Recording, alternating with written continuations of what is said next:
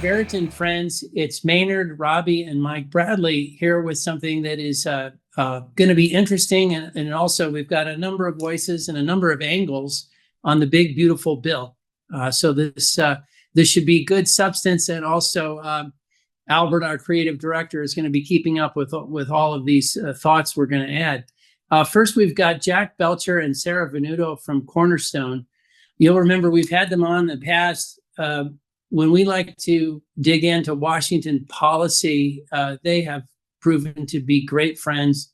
They monitor kind of anything and everything that is happening from a policy standpoint and otherwise in Washington, and how it could affect so many aspects of the world, particularly energy. So Jack and Sarah, thank you so much for joining. And also, we've added in, just to spice up the salad, our good friend Brook Papau. Brook's the CEO of Orennia. Orennia is an analytics and software platform. It's energy transition focused. The way I like to cut through it is for people who are looking to put money to work in power in particular. Brook and his team help them with the analytics you need to decide which power projects, which flavor, which location, et cetera. So they help you get to those good projects. So between the three of you, we feel like, as it relates to the big, beautiful bill, how policy has changed, what the implications are, what it means for all sorts of things, from power costs to the AI race. You're our chosen three. So thank you guys so much for joining us. Thank you. Thanks for having us. Yeah, thanks for having us. It was a big intro there. Joining me today, we've got our usual go-to guy on the markets, Mike Bradley and Robbie Kester. Mike, what would you tell this crew about the markets here lately before we jump in with Robbie and then the rest of the team? Yeah, Maynard, what I'd say is today markets are kind of going sideways. I think, most of the focus of markets last week were really the one big, beautiful bill getting passed. That obviously happened.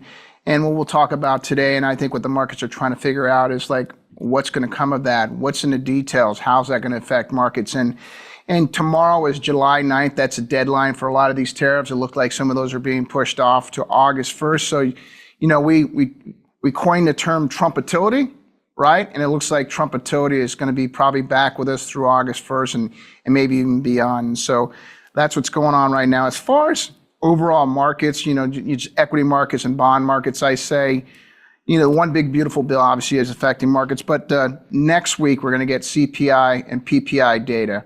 And after we get that, that's going to go a long way to determining what happens at the July or maybe even the September FOMC meetings. The July meeting is on the 30th. I think the September meeting is the 17th.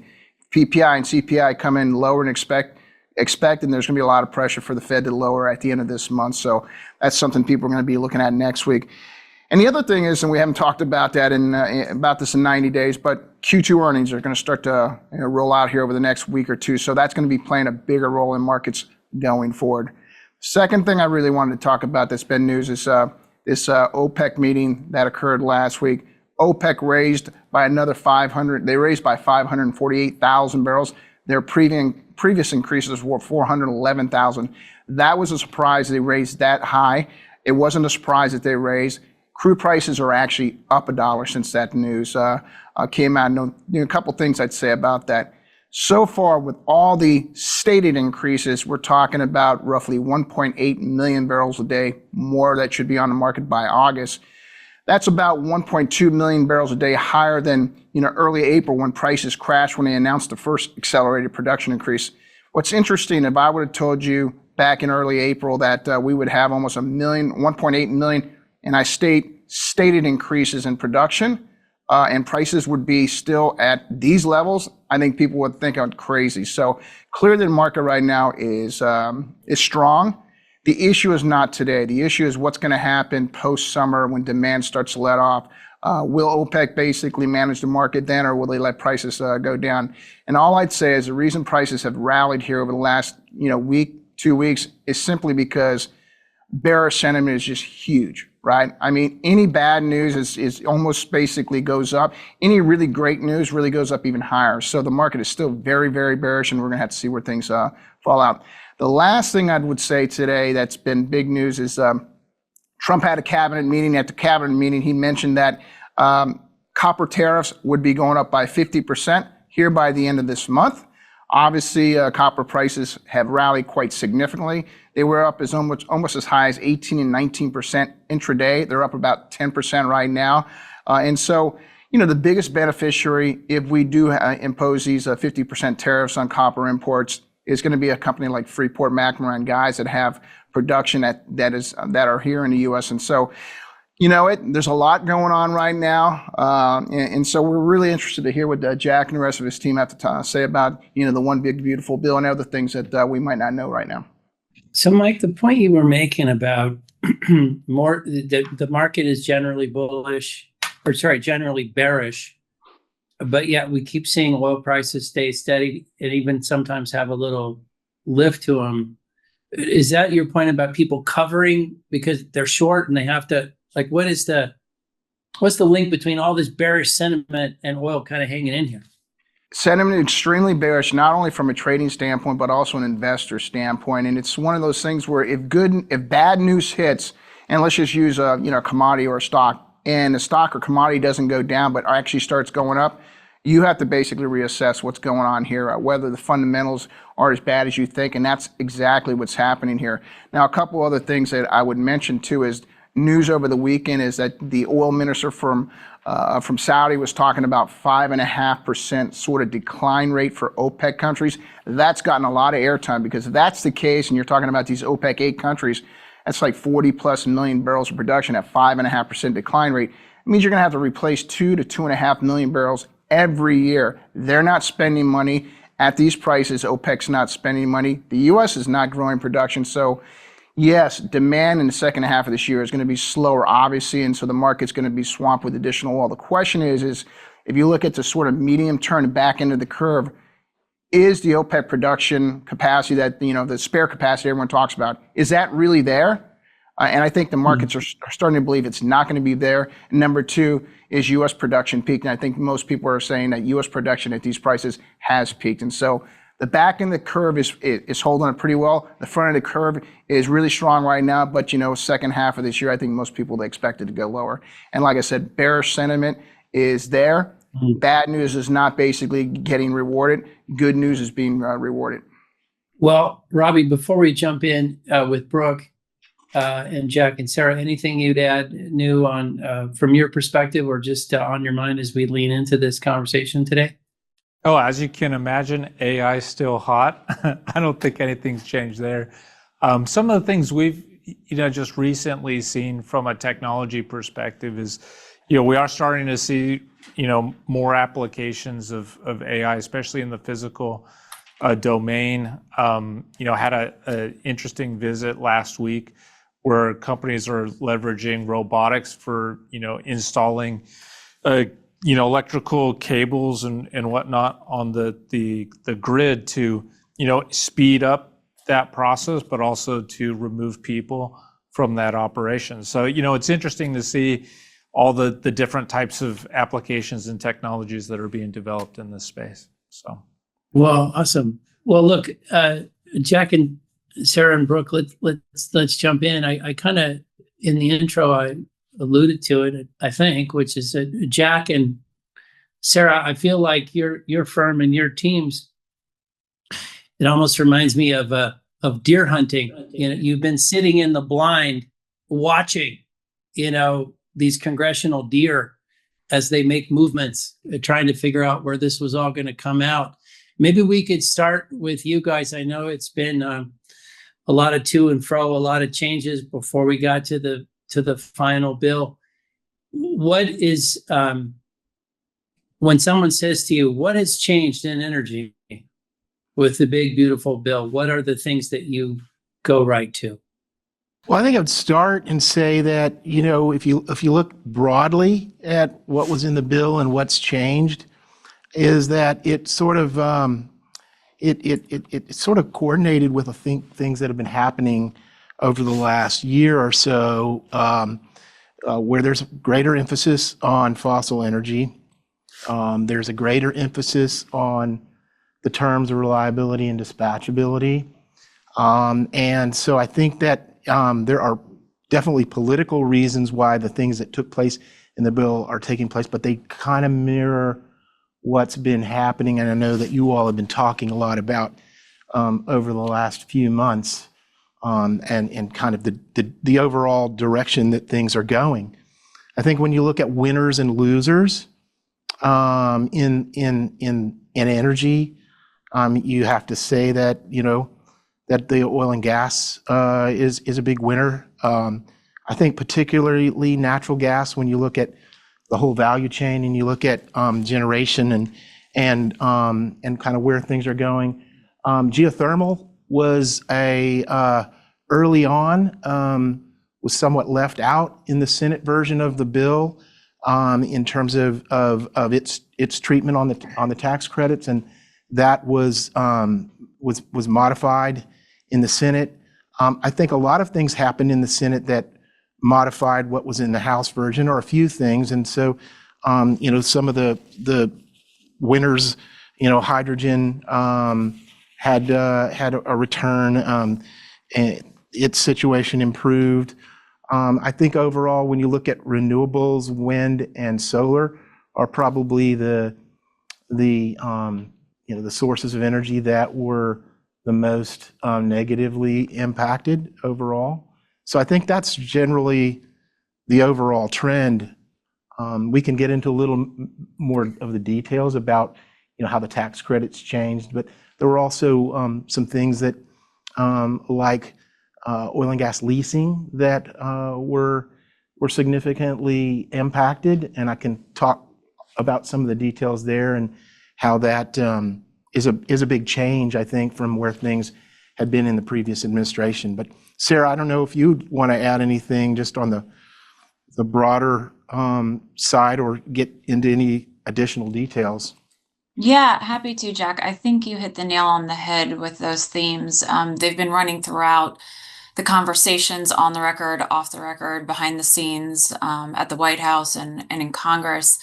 And ultimately, a lot of the provisions impacting the energy sector fall into two buckets.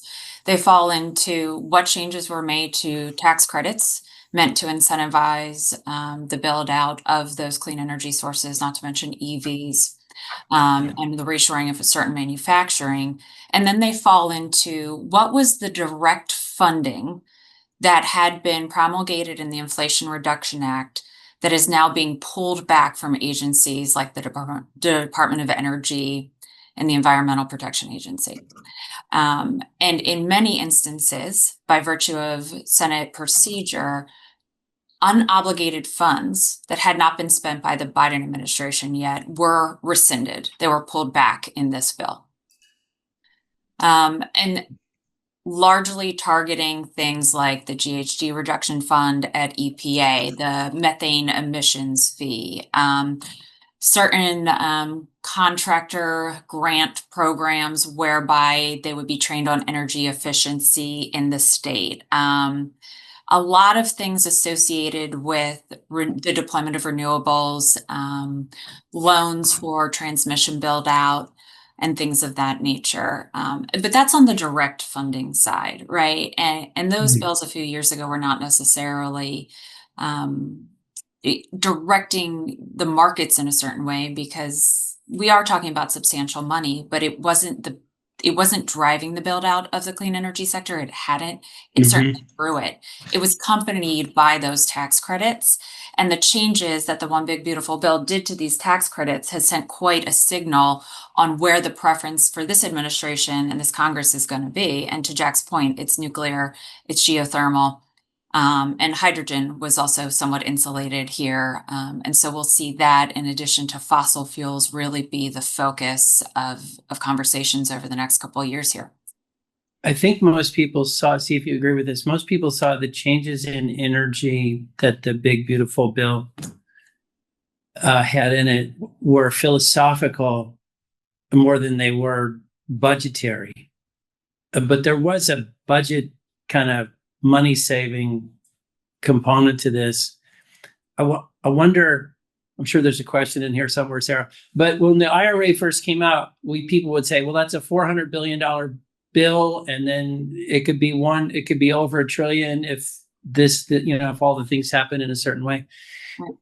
What's the way to think about what the IRA now looks like, and how much of this was just saving money versus philosophy around energy? I mean, one of the things that I always think about as a former Senate staffer is the offset, the pay for, right? And so naturally, when you're in a budget reconciliation process and debate, pay fors are kind of the game. And in theory, you're balancing the budget. This particular bill was scored as actually spending. It adds to the deficit at the end of the day. And it also came with the rider, of course, that the debt ceiling gets increased by $5 trillion. So that fiscal cliff we were facing has been pushed off. I think that when you look at the clean energy costs that were pulled back, they line up very well with the president's campaign promises, very well with his opposition to wind, and very much focused on his administration's preference for, more traditional conventional fuels. Just to go down the list real quick to give you a sense of how that tracks, what we now have in terms of tax policy around clean energy incentives is a clean vehicle credit that terminates this fall alongside, and that's the previously owned credit. Then there's the new EV credit, qualified commercial clean vehicles, and then sustainable aviation fuel, all will now terminate in September of 2025, which is a heavily accelerated timeline from what we originally had in place. At the end of this year, energy efficiency home improvement credit and the residential clean energy credit, right? Like if you install solar panels on your roof, those go away on December 31st of this year. There are commercial building credits, alternative fuel vehicle, refueling infrastructure credits that sunset in June of next year, ahead of time. The clean hydrogen credit does go till January of 28. Clean fuels through 2029. And then you look at nuclear, geothermal, and clean hydrogen, as we've discussed, and those are pretty much in place. But where the drama really happened was around wind and solar. It was around the Section 48E and the 45Y credits. The wind and solar credit terminates in 2020. It terminates almost immediately within 12 months of the enactment of this bill, assuming you've started construction, you're good. If it's placed in service after December 31st of 2027, you are no longer eligible. So that is a fundamental shift in what we had been seeing in terms of adding wind and solar capacity to the US grid. I think that that is, I don't want to say fairly predictable because it sounds like crude, it sounds harsh. But this was something that had been expressed. This spending of taxpayer dollars on wind and solar was part of the Republican Party platform. It was part of what President Trump had been saying. And they successfully used budget reconciliation to deliver on that campaign promise. One of the things that I think is important to point out, though, is that we're in a situation where we have an administration who does share some of the priorities of reshoring manufacturing, onshoring manufacturing, shoring up a critical minerals and battery supply chain that the last administration had. And so one of the credits that I personally watched closely was 45X, the Advanced Manufacturing Production Tax Credit. That credit remains in place. The phase down is a little bit more aggressive. But inverters, batteries, applicable critical minerals all remain in there. There is one other thing, though, that I think it's important to mention with respect to all of these tax credits that is very reflective of geopolitics of today and the vulnerability of our supply chains. And that is that across all these credits, foreign entity of concern restrictions have now been added, meaning that if you have ties to a nation such as China, in your supply chain, in your ownership structure, in your debt structure, or in your licensing and contract structure, you need to double check to make sure you're eligible.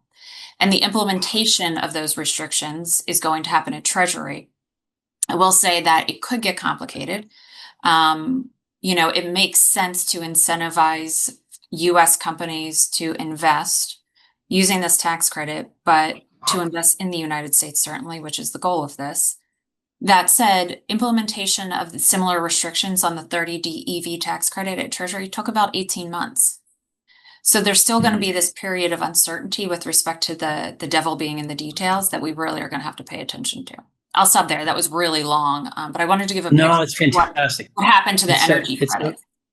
No, it's so fantastic. So can I just ask you, while we're right here on this one, this example of a Chinese company building a battery factory in the U.S., is that a FEOC, or is that because it's domestic manufacturing, it's okay, and their U.S. subsidiary could get a subsidy of some kind?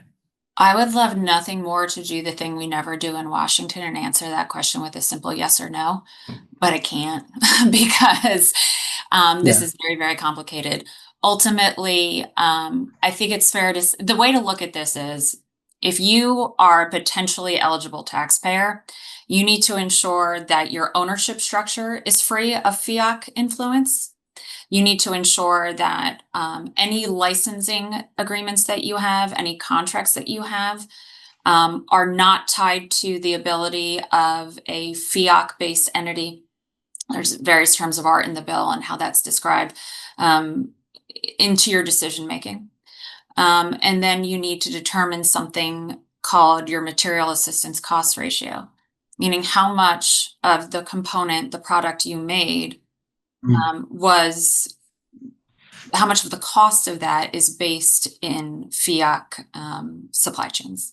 And that's really, really tricky. So it's not up and down. That said, to your point, Maynard, in theory, you would not be able to have a Chinese parent with a US subsidiary that would be benefiting from this. So do you find it interesting, Sarah, that and I don't want to be overly simplistic, but this fiat emphasis, that's obviously a certain number of countries that are where the U.S. has real security concerns. Right. In this tariff world, it could have been wider. It could have been more countries where you weren't eligible to receive. Do you find it interesting that they narrowed in on fiat as opposed to being much broader? Because this tariff mentality, we're kind of competing with everyone right now, economically, at least in some of these battles. I think with respect to minerals and batteries, China's monopoly, their dominance has been longstanding, so it's not surprising there at all. The fiat subgroup is China, Iran, North Korea, and Russia, right? And in some legislative drafts, you'll see the Maduro regime of Venezuela added in there. The national security imperatives underlying our supply chains that are impacted here tie directly to those four countries that are very clearly not allies. And with the other nations, yeah, we absolutely are competing. But I don't want to put fiat and tariffs in the same boat because one is so clearly tied to the urgency of our ability to get certain components and minerals, in particular for like our defense surveillance systems for F-35 fighter jets, right? So they do have a little bit of a different flavor there, if that makes sense. No, that's very interesting. Maybe Brooke, if I could ask you, as I mentioned, Orennia, this is my words, you guys look at the menu of every possible project, people could put money in, generally speaking, particularly transition/power focused. And you guys have, I know, coming out with some new work here, thinking about the implications for the grid of these changes and what we add or what we add less of, or what it looks like in a few years. Could I just ask you to kind of summarize some of the key bullet points from Orennia's perspective on the implications of all this? Yeah, absolutely. And I think we largely agree with the stack ranking of importance that the Cornerstone group was coming up, and that the big net negative here outside of like residential solar is just utility scale solar and wind. I think the impact is going to sound something like and there's a notable exception here, but it's going to sound something like delayed retirements for a decent amount of scheduled for retirement natural gas facilities, and a bit of a rush to get solar and wind and storage online in the next couple of years while it can get the tax credits. And then a bit of an uncertainty what happens in kind of 28, 29, and 2030. And the notable exception there is there's not a ton of wiggle room with the current supply chains to do a lot of net new thermal generation in the next 5 years. And so there's a bit of a big question mark in terms of what happens from 2028 onward with the backdrop of, we'll call it like AI data center power demand. And I think that's what everyone is kind of struggling with right now. And The Brooke, bill that can I just ask you, when you say thermal supply chain, everybody's head goes right to a gas turbine. Is that Exactly. what you're talking about? exactly, Okay. there's just nothing. You're not I talking mean, about anything else. You're not talking about anything else. You're talking about a No. gas turbine. Yeah, Okay. gas turbine. And it's simply because they're not there to be bought. And if you ordered one, your best time, like if you sat down and called up GE today, you're looking at minimally a 5-year wait for a net new turbine. And so it's what happens after a bit of the rush to get projects in terms of bridging to kind of the next decade. And this is against a background of price insensitive AI data center demand, which, obviously has a read through for like US national security concerns, in that if the US doesn't win the AI kind of technological race in the same way that it won the internet race in kind of the late 1980s, early 1990s, that foreign entity of concern is going to be the winner. And so there's a little bit of a conundrum that happens kind of towards the end of this decade where data center demand, actually may outstrip net new renewable power supply, which has never happened before. Can I ask a crazy question?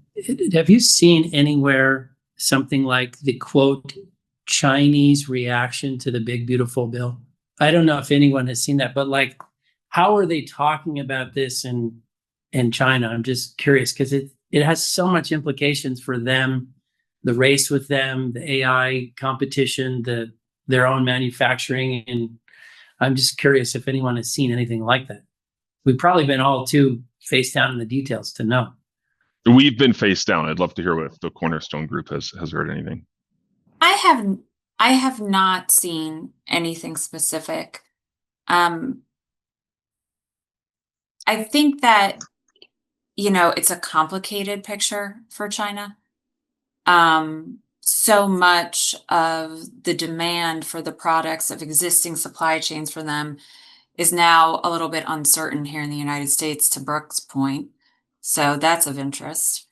I think that they will continue to double down in the minerals and batteries space because the monopoly is there and they are willing to spend. They are willing to debt spend to keep that monopoly. Look at what they're doing on rare earths. But I never want to disabuse myself of this idea when we're talking policy and politics here that our economies are integrated. And there is some symbiosis. That said, with respect to like a public response, I haven't seen anything. Anticipate they see advantage in it in some respects, though. But I'd be interested in Jack's thoughts too. No, I haven't seen anything either, and it's a very interesting question, and I want to look into, see if there's anything out there. But I think they're probably taking it all in right now. I mean, there's a lot to go through. This is a very complicated bill. The way this is rolled out, the regulatory and the interpretations, how this gets implemented is going to take a while. That's challenging because of some of the horizons that Sarah mentioned about when these tax credits expire. So that's very complicated. I think they're probably taking it all in. At the same time, there's the ongoing implementation of the ongoing discussions and new plan on tariffs that they're dealing with. And then they're looking at the rest of the world too, right? They're looking at Europe and what's happening there and which direction Europe's moving. So I think it's a very complicated world right now. This is a very complicated bill and a complicated process that we're going to go through. And it's going to take a while, I think, for them to get a full understanding, as it is the markets to get a full understanding of what the implications are here. Sarah, were you surprised that, knowing this administration, wind has really been in the crosshairs, maybe more than solar? Were you surprised that wind and solar, was there ever a discussion about wind and solar being separated and wind having it harder than solar, or they always stayed grouped together? I think they generally stay grouped together because of the advocacy ecosystem, Maynard. Whether you're talking about the downtown advocates, energy developers, whether solar developers or wind developers, utilities with commercial businesses or with utilities with wind projects, right, that became sort of uncertain. There's always been a relationship and a let's lock arms because rising tide lifts all boats here. And then in Congress, I think that one of the things that we had been predicting around this budget reconciliation conversation was so much of the IRA funding, like 60%, right, was going to red or purple, meaning swing states and districts. And so there was this natural inclination to amongst the Democrats and policymakers, well, the Republicans will seek to protect some of that, right? Because that means jobs and that means tax revenue in their backyard. And at the end of the day, all politics is local. I think, though, the rhetoric here was really strong. And I think it surprised a lot of people. And it lent itself to a sort of gravitational pull towards things like SALT, the Medicaid tax provider, which were really big issues and very immediately impactful in these members' backyards. And that's where, the changes around the edges had to happen. That's where the wheeling and dealing happened on Capitol Hill, because the clean energy sort of culture war, if you will, took over in many ways. So I don't think there was ever a let's decouple the conversation of wind and solar in the context of tax policy, not in a substantial or meaningful way that I was aware of. There were, conversations around, do we separate out batteries, minerals, and components thereof and energy storage from wind and solar? Sort of by inertia, some of that happened in the context of 45X at least and 498 concerns. But certainly by virtue of each credit ending up having its own special treatment in this bill. Yeah, we had you guys here last September on our COBT, and a lot has happened since then, right? You mean the House was up for grabs, the Senate was up for grabs, the presidency was up for grabs, and essentially it's been a clean sweep for the Republicans. And I guess my question is from the standpoint of like your firm and others that are advising on governmental affairs and stuff like that. How shocked have you been on how quickly things have moved and how dramatically things have moved? Because it seems like to me like Washington's always incrementalism, right? It moves slowly, but this was just like a 180-degree turn in a different direction. How are firms like yourselves and others able to deal with that? And do you feel like you're playing catch up every day? Well, definitely, I would say we're playing catch up. Looking at all the different things that are taking place, but we work on behalf of a whole slate of clients across different industries, and in the energy space, we work with renewables, we work with traditional oil and gas, we work with nuclear. Our clients are in batteries and all over the spectrum. So it is very interesting from that perspective because we're looking at things from a whole lot of different angles. I would say, yes, it's been sweeping, the change that's taken place. If you look at where we were in I think that was late October, to where we are now, I think one of the more fascinating things is when you look at the regulatory landscape and how it's changed. Last year, we were talking a lot about the permitting bill that Senator Manchin was really pushing for and didn't happen. And that's still an area of discussion. It was not part of this package for reasons that have to do with it being germane to a budget reconciliation bill. That's a big topic, but at the same time, we've seen all three branches kind of move in a direction of changes to regulation, loosening regulations, looking at how NEPA is applied. And I think that's really one of the significant things when we look at the time that we're in right now, aside from what was in this bill and aside from sort of a shift that's been taking place both in the markets and now in the policy perspective on different sources of energy, is really the regulatory landscape and the role that regulations are going to play in energy moving forward. I agree with that. It has been substantial, and there have been some overwhelming days and moments. I don't know that we're playing catch up so much as whack-a-mole every day. I will also say, and Jack has heard me say this ad nauseum, so forgive me in advance, Jack, but agencies are made up of people, and they are made up of very diverse subject matter expertise across bureaus that work internally, but also across agencies to get major projects permitted, just to stay on the permitting point. The reductions in force, the deferred resignations are having an impact. Ideologically, this is the vision of many conservatives in terms of smaller government, leaner government equals more efficiency. But to Jack's point, the policy and regulatory changes are coming so fast, you've got to ask yourself, who is at the agency implementing these? And this new bill has a lot in it, in just the tax title alone. Treasury and IRS have their work cut out for them, not just on the clean energy stuff, but on the corporate stuff, right? The international tax treatment, which I'm not an expert in, so I'm not going to even go there. But I think the point is that we have seen a substantial change. I don't know. I mean, I'm surprised every day at how fast it's coming. I don't know that I'm surprised at the pivot, because for so long it felt like, with the exception of IRA, the Infrastructure and Jobs Act, and then your typical appropriations, there was a lot of pent up legislative desire, right? And so I think the Republicans had their moment and they grasped onto it. And don't get us wrong, like, we were watching C-SPAN through the night last week, right? The vote was close. There were last minute deals that went on. There was a lot of, I don't want to say grandstanding, but there was a lot of reiterating of positions that we had heard previously from certain members of the House in particular. And so it wasn't necessarily easy, but I agree it was swift and all encompassing.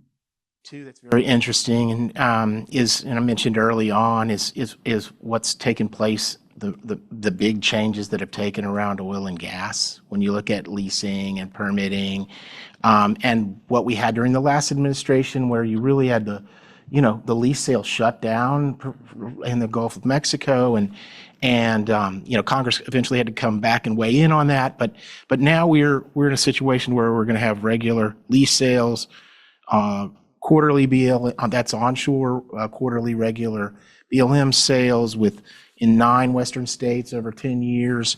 You got requirements or you're going to have reinstatement of non-competitive leasing. You've got royalty rates going back down to 12.5%. That's both onshore and offshore. So significant things taking place. And then over the offshore, BOEM is going to be required to have at least 2 lease sales a year for 15 years in the Central and Western Gulf. You've got increased requirements for 80 million acres in those lease sales. You got the Cook Inlet. A lot of stuff happened in Alaska in this bill. The Cook Inlet lease sales over 10 years. You've got NPRA lease sales and National Petroleum Reserve Alaska lease sales. So a lot happening there as well. And then you've got the tax deduction for intangible drilling costs. the language that's going to allow the benefits to come more quickly. So a lot happening kind of in the traditional oil and gas space, a really, complete turnaround, I think, starting to take place through Congress in the late part of the last administration, but really, turned things around here. We mentioned earlier nuclear too. I think that there's been a lot that's taken place already in this administration on nuclear, its treatment, on the tax, in terms of the ITC and the PTC in this legislation, and then you've got the executive orders that came out from the administration on nuclear. So a lot of big movement regarding nuclear. So that was already happening under the last administration, but I feel like it's really kind of accelerating right now. One of the things that struck me is, just how polarized the politics are, especially on these bills, right? It's like one administration comes in and it's almost the polar opposite of the other administration. So as running a business, it seems difficult to lean into some of this uncertainty because it's like, is the rug going to get pulled out, especially in the energy space where these projects are, multi-year. They just, some of them are going to start in one administration and continue on into another administration. But the one thing you had said, Sarah, that I thought was really interesting was the consistency around advanced manufacturing between both parties. And so when you think about like supply chains, those are very long in duration to switch supply chains and in onshore manufacturing and whatnot. I kind of wonder, what your opinion is, or what you guys have heard. Is there enough certainty now around this conversation of advanced manufacturing for companies to really lean in and start onshoring, let's say, critical, minerals and mining or advanced manufacturing? Or is it, still too uncertain for them to lean in this area? It's a great question. I think it's getting better in some respects. I think the administration's executive orders really zeroing in on agencies like the Department of Defense, the Development Finance Corporation, the Ex-Im Bank, and others to find partners, put the dollars out there as quickly as they can, understanding the dollars are now fewer, certainly, and there are more people going after the same dollars, which is going to be challenging. To use brownfield sites, to use defense facilities to get things up and running that will support some of these supply chains, not all, is encouraging.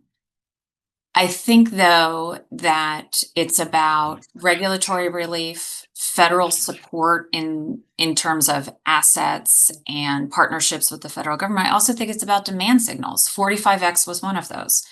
But then there are people who see 48E for wind and solar as a demand signal that feeds into 45X, right? And the manufacturing sector for those components downstream. And so that's complicated the situation a little bit. Tariffs obviously feeds into this as well. But I also think that in some of these sectors, there are additional policies required that the current political environment may not be open to after having gone through this very, dramatic, swift, comprehensive enactment of a budget bill. And that is things like, how do we de-risk these investments in batteries and minerals here?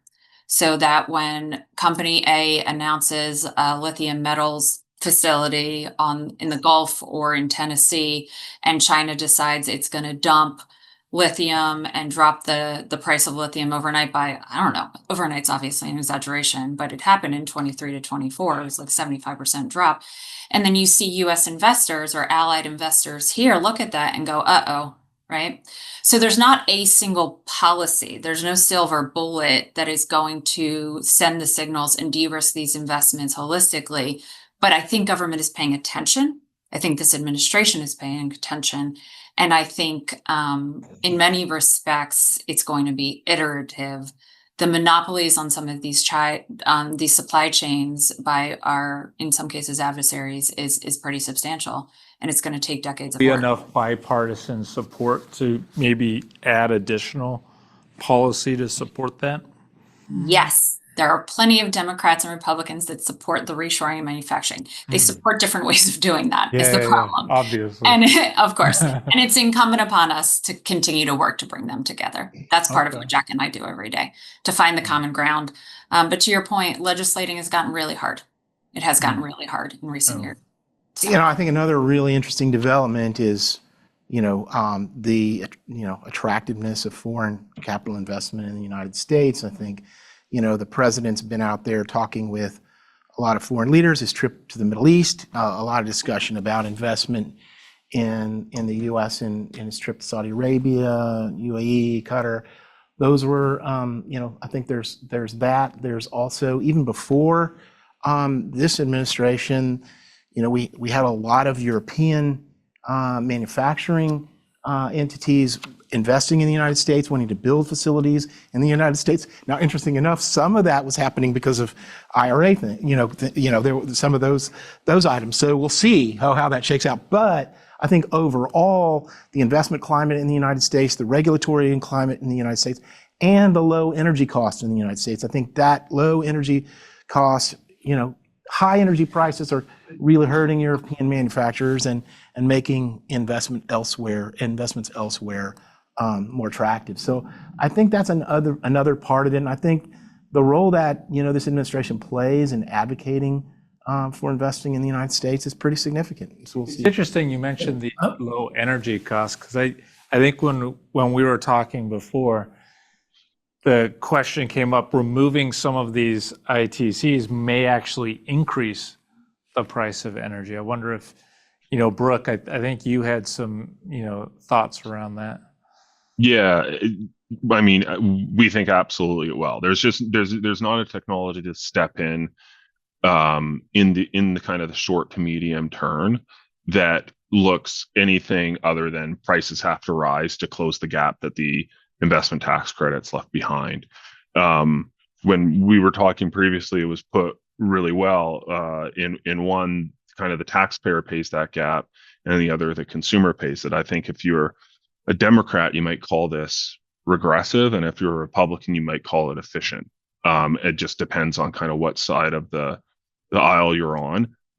We think it's going to be I think the best way to think about it is probably on the order of what the actual tax credit was. So if you have a 30% ITC, prices are probably going to rise by around 30% to close that gap.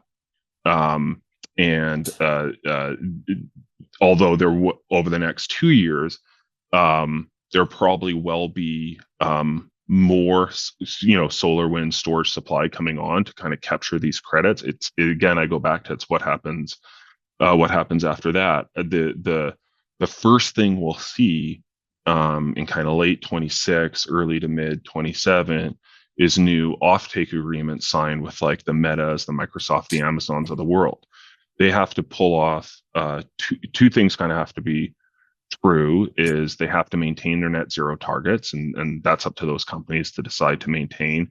And the second thing is they have to have a lot of power demand via their AI data centers. If both those things are true, you're going to see power prices and you're going to see solar, wind, storage development continue at higher levels, and you're going to see prices go up.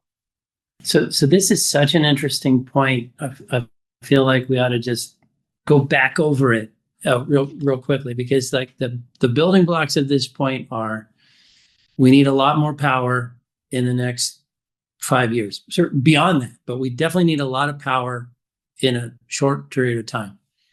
If you're trying to think about what are the sources of that power, you mentioned the thermal supply chain congestion, which is it's hard to get a turbine, so it's hard to do a gas plant. It's hard, obviously, to do nuclear in that kind of time frame. No one's building a new coal plant, at least not yet. And so you're left with solar and wind being your choice. And your point is, Brooke, so that's the choice from a time frame standpoint. If you pull the subsidy away, your comment is, we're going to go ahead and build the wind and solar anyway, and the public is going to have to pick up the tab if it wants the power.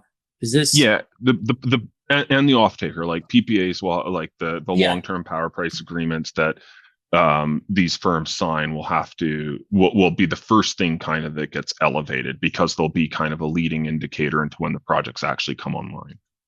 So maybe, Jack, when you introduced this, I thought it was interesting. You said a lot of the changes in energy are consistent with the philosophy, right? Like who's winning, who's losing. So in that sense, not a surprise. But the thing that also is enemy number one is inflation, and power costs and energy costs are, this administration all the time is talking about those. So how do you think the administration, how are they thinking about power costs that might come out of this? And I know that that's a hard one, but maybe within that you could answer, doesn't this create a lot of pressure for, we better get permitting fixed sooner, we better somehow allow anything and everything to get built sooner, we better find a way to keep more old plants online? Like, what pressures does this create, and how do you handle the inflation part of it, if that's the right analysis? Yeah, no, it's a great question. There's a lot of angles to it, but I mean, and yes, inflation, a huge goal, right? Keeping inflation low, and we all know the role energy prices and supply and demand have on inflation. So I think you hit the nail on the head. The philosophy of this administration is, how do we get things built? How do we get regulations, change the regulatory environment, encourage investment, encourage rapid permitting, and so it's really focused on that side of things. I think there is an overall assumption that the traditional energy sources, primarily, if given the right given the right environment, are going to play a larger role in sort of where things are going. And so I think that's a big part of the assumption here right now. And so, and then on the other side being the fuel side of things, the administration obviously has a huge campaign promise and focus on keeping fuel prices low. And what we're talking about right now, it seems to be a bit of things are sort of kind of going up and down right now, but they've generally been trending down over a period of time. So I think all of those things are important considerations, and I think this whole philosophy about building things, attracting investment in some of the new areas of energy, for instance, small modular reactors, which I know the time frame is further out for that. But I think that there's an overall philosophy that get as much of the regulatory environment in the right place, get the investment climate into the right place, and that these things are going to take care of themselves over time. That's kind of the philosophy I think that we're looking at. But there are a lot of questions, and when we look at these timeframes, it gets very complicated. And so I'm not.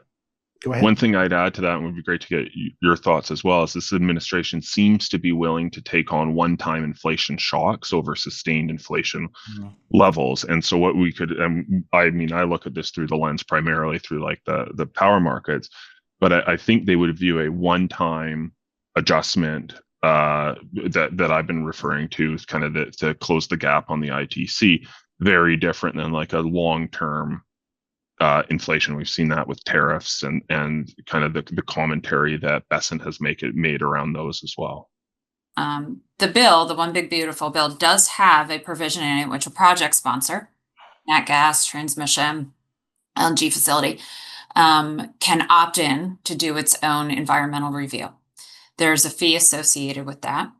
But what it essentially gets that developer is a shorter timeline, 180 days for a simpler environmental assessment. And then I believe it's 12 months, 1 year for a larger, more impactful project to prepare an environmental impact statement. This is something. It is not comprehensive permitting reform. but it is something. This combined with the EOs tells me that there's very much still a desire in Washington for permitting reform. And in essence, I think that there's a lot of interesting things you can do, but to keep the cost of developing a project low, you need to tamp down on frivolous litigation, which means that you still need Congress because you still need judicial review. And Congress needs to pass that. And the bill that Jack referenced earlier from Senator Manchin had that in Title I. And I think that's why we saw so many stakeholders on opposing sides of certain details in that bill come to the table because that was so needed. So hopefully we see those conversations picked back up in a bipartisan way soon. But that is one of the things that, quite frankly, increased project costs and therefore got passed through to consumers. Yeah, I think it's an interesting point, and it's going to take all three branches of government to play a role here, and we're seeing that happening. But we aren't where we need to be from this from the budget reconciliation process. It's going to take Congress to act. Ultimately, it's kind of scary to think about, but we will be starting the budget reconciliation process again in actually not too long. So we're going into the next fiscal year. And so we start this process all over again in a sense. And so that's something to think about as well. But when you look at these timeframes and you look at the demand for electricity from AI and all these forces, we don't have a lot of time, I think, in a lot of ways. You know, Brooke said it a little while ago, and it just kind of hit me. It's like, and I wonder if Congress or the president, whatever direction we go with the power, it's going up. The only question is how fast it's going to go up and how long it's going to stay up. And so it seems to me, you just talked about the next budget reconciliation, and next November we're going to have basically the midterms. I mean, how much of a basically priority is it now to just ram through something from the standpoint of a permitting bill that it is now in law that we can basically know it's there, as opposed to just just stringing this along? Because to me, the sooner you get a permitting reform in sort of legal form, the faster we can get this stuff done, as opposed to going to the courts and stuff of that nature. Is that the next bill that's out there, the next priority in your mind? I'm not saying it's the next priority over. A high priority. I would say it's a high priority. Yeah. I think that it's probably hard right now for members to think about it too much. They're still they're exhausted from what just took place, but it is a high priority. They need to start hearing from constituents. They need to start hearing from people in industry and the investment community, from the AI folks, that this needs to happen, and that's really where it needs to come from. I know, Sarah, you worked hard on the permitting over the last several years, and I don't know if you have any additional thoughts about the likelihood or what we might be looking at in terms of a permitting package. Yeah, I mean, I'm always hopeful. I've been hopeful for a decade now, and hope springs eternal. I think that the desire is there. I think that people recognize that this administration is very focused on making sure that permitting is expedited, it's efficient. But I think people also recognize that we need things codified into law because the pendulum swings every 2-4 years. And that's what I would say. I think it is a priority. I agree with Jack. We have to pass the National Defense Authorization Act. We have to fund the government past September 30th. And that's all become increasingly hard to do. So we'll see how the mood is come September in the fall when they return from a nice long break. See what they hear about this bill back home, Democrats and Republicans, and see what that means for their legislating in the fall and for authorizing legislation, not just funding legislation. And when I say authorizing, of course, I mean permitting reform. It's going to be challenging, but I think it is achievable. So, Brooke, I got one last one for you, and also one for Jack and Sarah. So, Brooke, I was thinking your community, as I mentioned, this is the investment community or people who have capital and they're considering these projects, and obviously these tax credits and the regulatory framework is hugely important to deciding on an investment. anything you'd share about what you're hearing from, quote, your community at this point? That just, an observation. And in full disclosure, Veriton is a small investor. I wish we were a large investor, but we're a small investor in Orennia.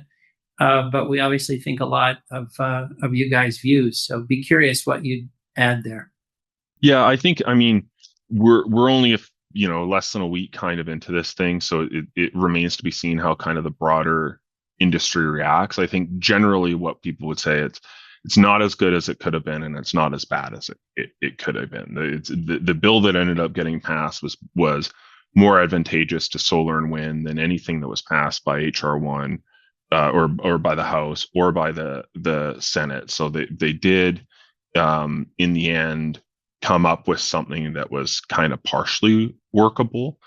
It's going to be interesting to see how the supply chains react. Like, there is so much, for example, if you take storage, there is so much pending construction on kind of EV and stationary battery supply chains that only a fraction of a percentage of the overall supply chain needs to actually come to fruition to kind of close that foreign entity of concern percentage gap.